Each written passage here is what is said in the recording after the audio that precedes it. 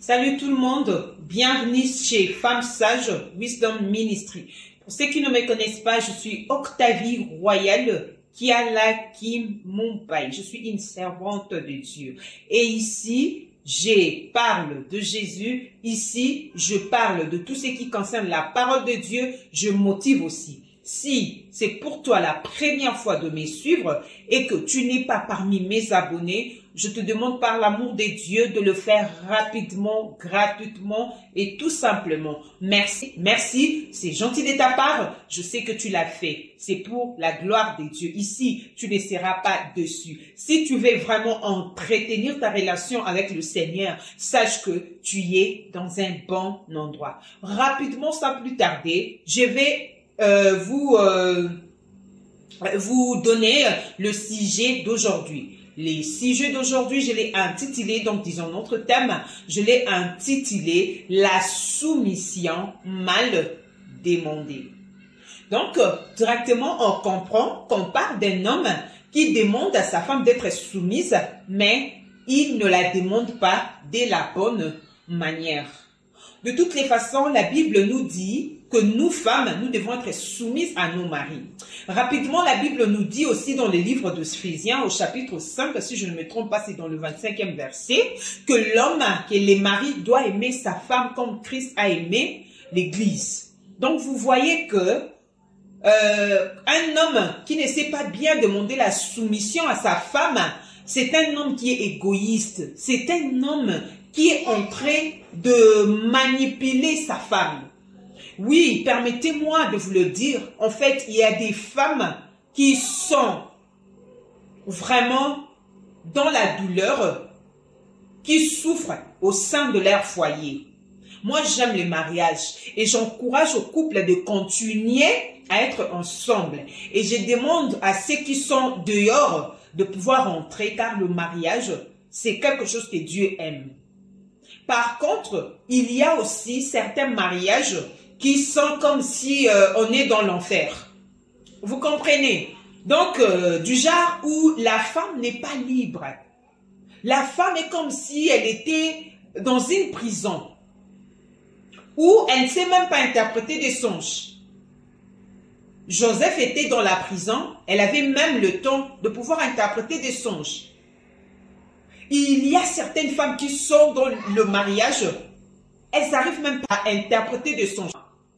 Vous me comprenez? Donc je suis en train de dire, il y a d'autres femmes qui n'arrivent même pas à s'exprimer. Elles sont comme si elles étaient dans une prison, dans un cachot. Or c'est les mariages. Et dans le mariage comme ça, vous ne trouverez pas que de païens.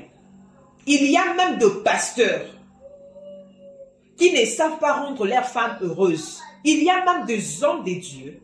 Il y a même de chrétiens qui ne savent pas rendre leurs femmes heureuses. Être heureuse, ce n'est pas d'être entouré de bijoux, de super wax, comme nos mamans, comme nos anciennes mamans aimaient mettre de super wax. Être heureuse, ce n'est pas entouré des cadeaux, ce n'est pas entouré des millions de dollars, ce n'est pas entouré des belles voitures, de grosses maisons. C'est être entouré de la paix. Il y a des femmes qui sont dans le mariage qui ne vivent pas en paix. Elles ne sont pas en paix. Leur cœur n'est pas en paix. Parce que le mari est le chef dans le mauvais sens. La femme n'a rien à dire, tu dois être soumise. Il y a des hommes qui sont tellement méchants, qui ne comprennent pas c'est quoi leur autorité, qui profitent de l'autorité que Dieu les a donnée pour pouvoir manipuler certaines femmes. Tu verras une femme qui avait de vision quand elle était jeune. Elle se disait, je serai ceci, je ferai ceci, je ferai cela. Une femme, dans sa jeunesse, elle avait des bons projets. Elle avait une très belle vision. Elle avait une estime de soi. Une fois entrée dans le mariage, toutes ces choses-là sont tombées dans l'eau. Pourquoi? parce qu'elle n'est pas entre les mains d'une bonne personne. Excusez-moi, permettez-moi de dire comme ça. La personne qui pouvait être là pour l'aider, afin qu'elle puisse réaliser ses projets, afin qu'elle puisse voir ses visions se réaliser. Et cette personne est là pour la touffer.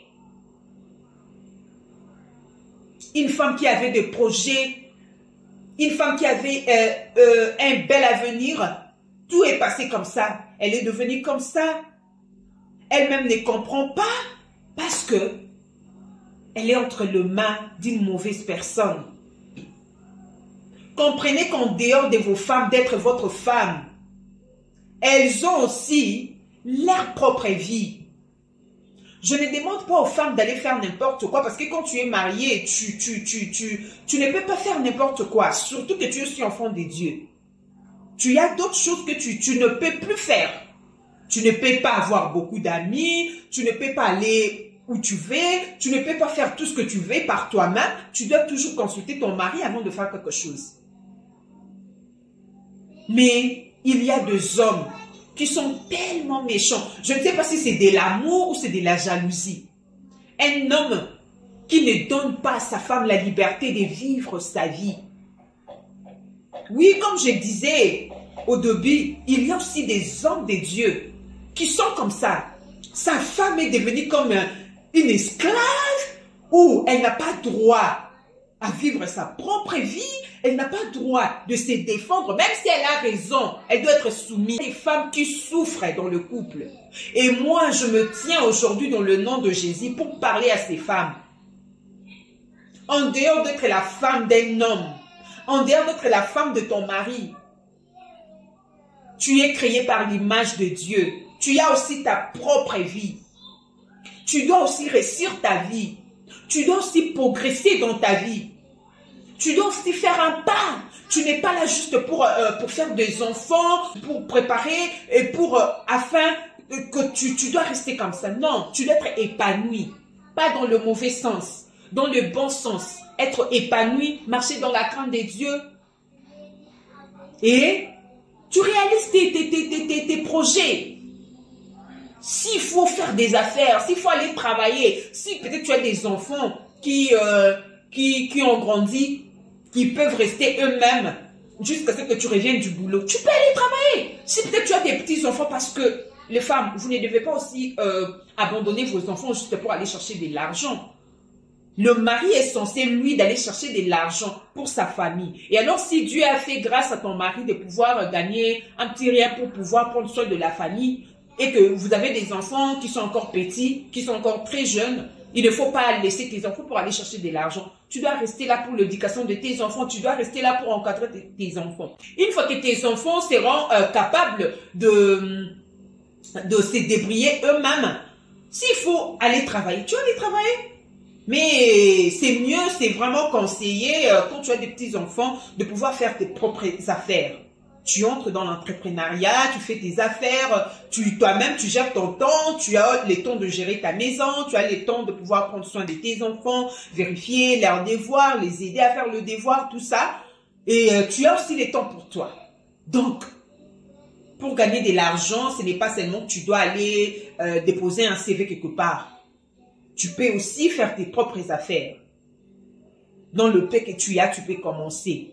Et alors, il y a des hommes qui n'aiment pas que leurs femmes travaillent, non plus qu'elles fassent des affaires. Elle doit rester là sans rien faire. Et dans ces rien faire là, elle va subir de choses. Non, les hommes, soyez gentils.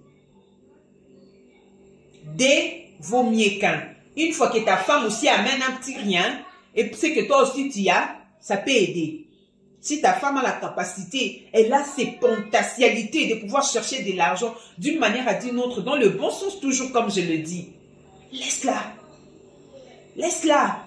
Donne-la la chance. Tu ne demandes même pas à ta femme quelle est ta vision, qu'est-ce que tu veux faire dans la vie. Tu ne demandes même pas. Tu oublies que c'est une personne qui est devant toi. Elle a aussi ses besoins, aussi sa vision. Elle a aussi un objectif qu'elle doit atteindre. Mais tu ne penses pas à elle.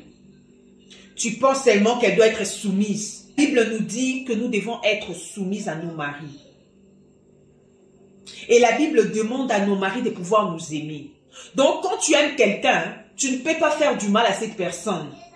Quand tu aimes ta femme, tu ne peux pas faire pleurer ta femme. Tu ne peux pas humilier ta femme. Tu ne peux pas insulter ta femme. Tu ne peux pas taper ta femme. Tu ne peux pas crier sur elle comme si tu parlais à un enfant. Même si un enfant, même s'il est ton enfant, le respect est réciproque. Tu dois parler avec beaucoup de respect à tes enfants. Ce n'est pas parce que tu es leur papa que tu dois taper quand tu veux, que tu dois crier, que tu dois faire n'importe quoi. Non. Nos enfants aussi méritent le respect. Nous devons respecter nos enfants. Le respect est réciproque. Et alors, si je dois rentrer dans le but du sujet, donc, l'homme, tu ne peux pas crier tout le temps à ta femme qu'elle doit être soumise pendant que toi, tu ne te comportes pas bien. C'est comporter mal. Il y a beaucoup de choses qu'on peut dire que cette personne se comporte mal. Toi-même, tu sais comment tu te comportes. Toi-même, tu sais comment tu traites ta femme. Et alors, si tu veux que cette femme soit soumise, toi aussi, tu dois commencer à faire de bonnes choses. Tu dois commencer à bien te comporter. Tu dois commencer à la respecter. Dieu a d'abord aimé. Tu dois aimer ta femme comme Jésus-Christ a aimé l'Église. C'est Jésus qui a commencé à aimer. C'est Dieu qui a commencé à nous aimer. Et quand nous avons compris que nous avons quelqu'un qui nous aime beaucoup, dans cet amour, nous sommes soumis. Et toi, tu veux que ta femme soit soumise. Tu ne l'aimes pas. Permets-moi de dire ça que tu ne l'aimes pas. Parce que si tu l'aimes, pourquoi tu dois la traiter ainsi? Parce que si tu l'aimes, pourquoi tu dois te comporter ainsi? Montre de l'amour à ta femme. Quand tu montres de l'amour à ta femme, j'ai toujours dit ça dans mes vidéos dont je parle de couple. Quand tu montres de l'amour à ta femme, quand tu la mets à sa place, tu ne demanderas pas à ta femme d'être soumise. Tu n'auras même pas le temps de rappeler à ta femme d'être soumise. Elle sera automatiquement soumise.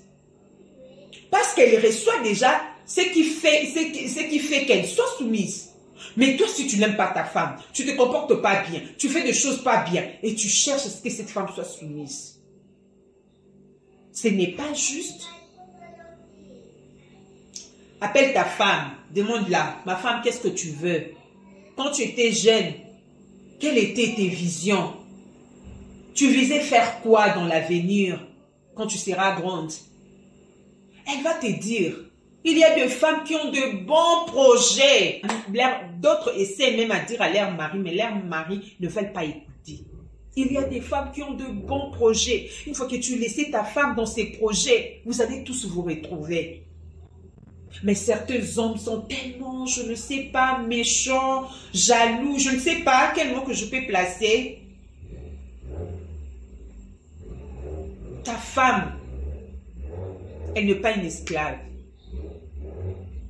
Elle doit être soumise à toi, oui c'est vrai. Toi aussi, tu dois l'aimer. Quand on aime quelqu'un, on fait des bonnes choses pour cette personne. Pour que cette soumission soit remarquable. Tu n'as pas imposé à ta femme d'être soumise. Quand déjà un homme dit à sa femme, tu dois être soumise, c'est que cette femme-là n'est pas soumise. Et il faut demander qu'est-ce qui a fait que cette femme ne soit plus soumise. Au début, c'était une femme bien, une femme gentille, une femme qui te respectait, une femme qui t'honorait, une femme belle, une femme... Elle avait beaucoup de qualités. Aujourd'hui, elle n'a plus toutes ces qualités. Elle n'est plus belle. À cause de toi, tu as changé le comportement d'un enfant d'autrui.